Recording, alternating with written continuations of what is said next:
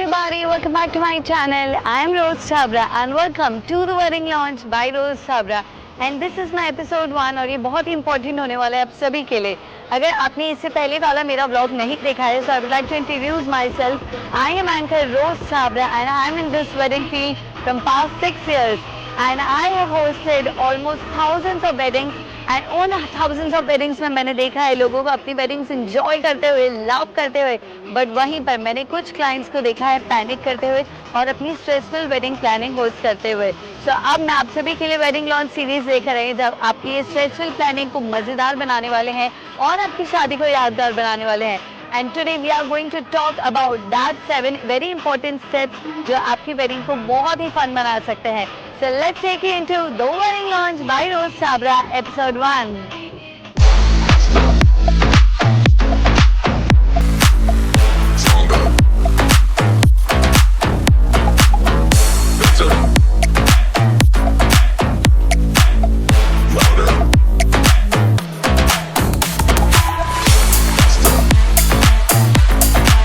So the first step of every wedding planning is decide what type of wedding do you want. Like if you want the proper traditional wedding or the modern wedding. Do you want minimalistic or the royal palace look?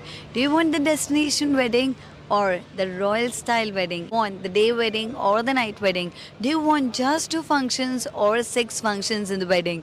So पहले मुझे लगता है कोई भी planning आगे करने से पहले, कोई भी डेट डिस्कस करने से पहले, वेन्यू फाइनल करने से पहले you need to discuss with your family and with your partner आपको किस टाइप की वेडिंग चाहिए, because once this gets clear आगे की प्लानिंग बहुत ही ईजी हो सकती है. After deciding what type of wedding do you want, the next step is finalizing the wedding date. काफ़ी सारी डिलेज वेडिंग डेट फाइनल ना होने की वजह से भी हो सकते हैं. To check the availability of the venue of the vendors आपको सबसे पहले अपनी डेट फाइनल करनी होगी. 2-3 डेट्स के आप ऑप्शन ज़रूर रखिए. And you also need to check about the holidays, about the festivals. कहीं आप अपनी वेडिंग होली या दिवाली पे तो नहीं रख रहे हैं. You need to check about the festival as well. You need to check the exam times as well. हमारे लिए बहुत ही छोटी बात होती है, बट हमारे फैमिली मेम्बर्स के लिए जिनके घर में बच्चे हैं, क्या उनकी स्कूल या कॉलेजेस के एग्जाम तो नहीं आने वाली. इवन ट्रैवल सीजन या फिर फेस्टिवल्स की वजह से प्राइसिंग में भी डिफरेंस आ सकता है. So make sure you keep that also in mind. काफ़ी बार ऐसा होता है कि फेस्टिवल्स या फिर ट्रैवल सीजन बहुत पीक पे होता है और आपकी डेस्टिनेशन वेडिंग है. सो जो फ्लाइट ट्रैवल रेट्स आपको मिनिमल पड़ने चाहिए थे वो आपको 2x या 3x भी पड़ सकते हैं. So you need to check these pointers as well. And now the next step, the very important step I think is the budget planning. काफ़ी सारी weddings depend करती हैं उनके budget planning के ऊपर.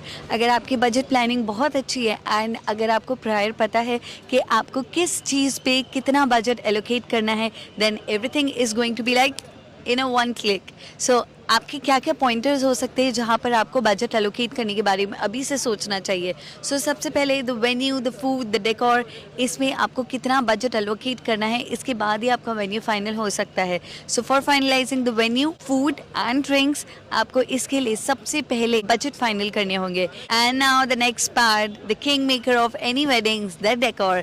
आपको ये सोचना है कि आपको अपने डेकोर में कितना अमाउंट इन्वेस्ट करना है. अगर आपको हैवी डेकोर चाहिए या फिर मिनिमल डेकोर चाहिए, उस हिसाब से आपका बजट एलोकेशन होने वाला है. Then the next one, very important step जो आपकी शादी को आपकी ज़िंदगी भर दिल के करीब रख सकता है, द फोटोग्राफी. सो आपको फोटोग्राफी में कितना अमाउंट स्पेंड करना है. The next one, the outfits. Every bride and groom and every other family members want to slay the stage with the red carpet look.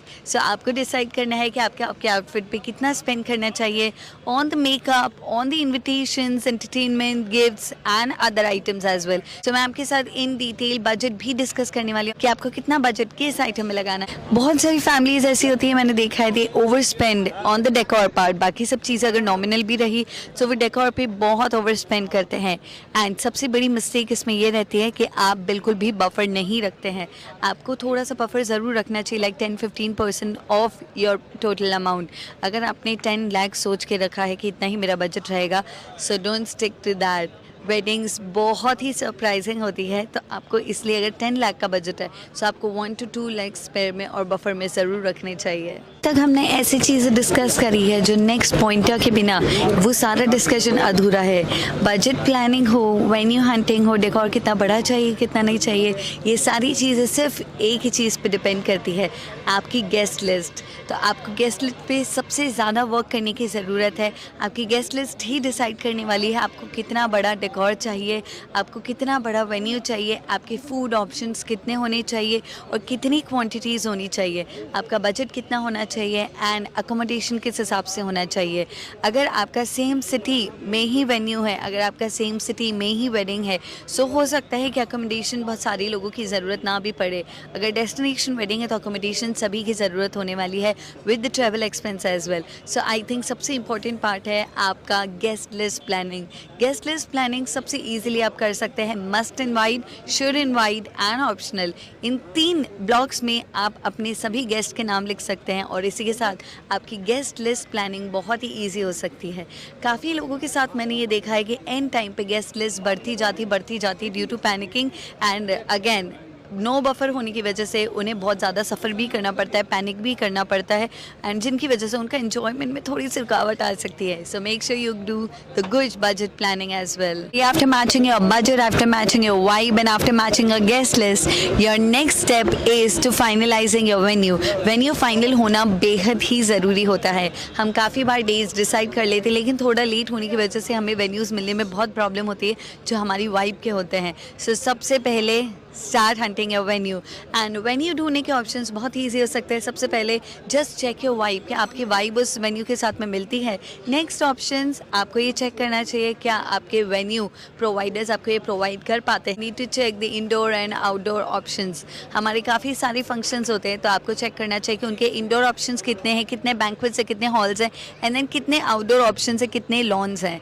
And then the next step I think जो मैं check करना miss कर गई थी इसलिए मैं सबसे पहले हाईलाइट करती हूँ, you need to check the backup rain plan with the venue. मेरी वेडिंग में बारिश आने की वजह से मेरा फंक्शन 12:30 बजे स्टार्ट हुआ था just because I wanted the outdoor cocktail and reception, जिसकी वजह से बारिश आ गई। आधे गेस्ट चले गए बट जो मेरे दिल के करीब थे वो 12:30 तक भी रुके एंड मेरी वेडिंग 4 बजे तक चली। But this doesn't happen with everyone because आजकल ऑलमोस्ट हर जगह पर in India there is the sound restriction जो आप 11 से 11:30 तक ही चला सकते हो। तो आपको ये चेक करना है कि उनकी टाइम लिमिट कितनी है, उनके आउटडोर एंड इंडोर ऑप्शंस कितने हैं। मैंने काफ़ी वेडिंग्स को, काफ़ी फंक्शंस को फेल होते हुए देखा है जस्ट बिकॉज उनकी पूरी प्लानिंग बाहर की रहती है and they do not have any backup if the rain comes in. And then next one the parking area. आपको चेक करना है वैली पार्किंग है या नहीं, पार्किंग सूटेबल एंड ठीक तरह से है या नहीं। The next one the food quality, very important. काफ़ी सारे वेन्यूज़ के डेकोर रूल्स भी होते हैं, काफ़ी सारे लोगों के वेंडर्स फिक्स होते हैं तो आपको चेक करना है कि वो वेंडर्स आपकी वाइब के हैं या नहीं और क्या वो दूसरे वेंडर्स जो आपकी वाइब के हैं उन्हें डेकोर करना अलाउ करेंगे या नहीं। आपको वो भी चेक करना है। काफ़ी सारी प्लेसेस पे अगर आप अपने डेकोरेटर यूज़ करना चाहें तो उन्हें रॉयल्टी 20 to 25% भी देनी पड़ती है which is equivalent to 4 to 5 lakh. आपका जो वेन्यू है वो डे और नाइट वेडिंग के लिए सूटेबल है या नहीं। अगर आपकी डे वेडिंग है और नाइट वेडिंग है उस हिसाब से आपका रिकॉर्ड सूटेबल है या नहीं, आपका वेन्यू सूटेबल है नहीं। Come to the next one. अगली नेक्स्ट जो सबसे बड़ी और इम्पॉर्टेंट बात है आपको करनी चाहिए आपकी फैमिली और आपके पार्टनर के साथ में, हु हैंडल्स द रिस्पॉन्सिबिलिटी। काफ़ी सारी रिस्पॉन्सिबिलिटी होती है जो आपको डेलीगेट करनी बहुत ज़रूरी है। ये सबसे ज़्यादा आपको सीखने को मिलता है कंपनीज़ एंड कॉर्पोरेट ट्रैवल के लोगों में, जिसमें हर एक रिस्पॉन्सिबिलिटी कोई भी मेन पर्सन नहीं लेता है, वो डेलीगेट करते हैं। एंड ये अगेन नेक्स्ट सबसे बड़ी मिस्टेक हमने करी थी।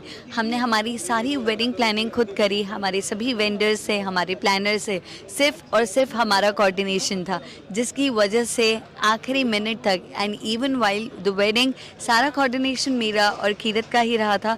And after that I felt like मुझे सारी रिस्पॉन्सिबिलिटीज़ डेलीगेट करनी चाहिए थी within my family members. So क्या क्या वो रिस्पॉन्सिबिलिटीज़ होती है और क्या क्या आप किस किस को दे सकते हैं, मैं आपके साथ में कुछ चीज़ें एग्जाम्पल्स एंड कुछ चीज़ें शेयर करने वाली हूँ। सो सबसे पहले हु हैंडल्स द बुकिंग, सारी बुकिंग्स कौन हैंडल करने वाला है आपको डिसाइड करना चाहिए अपने घर पे. Of course the main person, the head of the family, who handles the bookings. And then who handles the outfit, सारे आउटफिट्स को व्हेन यू प्लेस तक लेकर जाना, उनकी पैकिंग करना.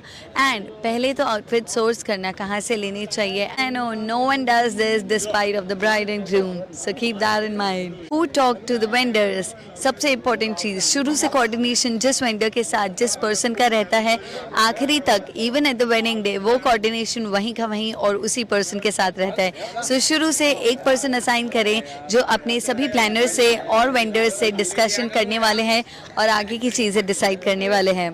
And then the next one, who handles the guest coordination.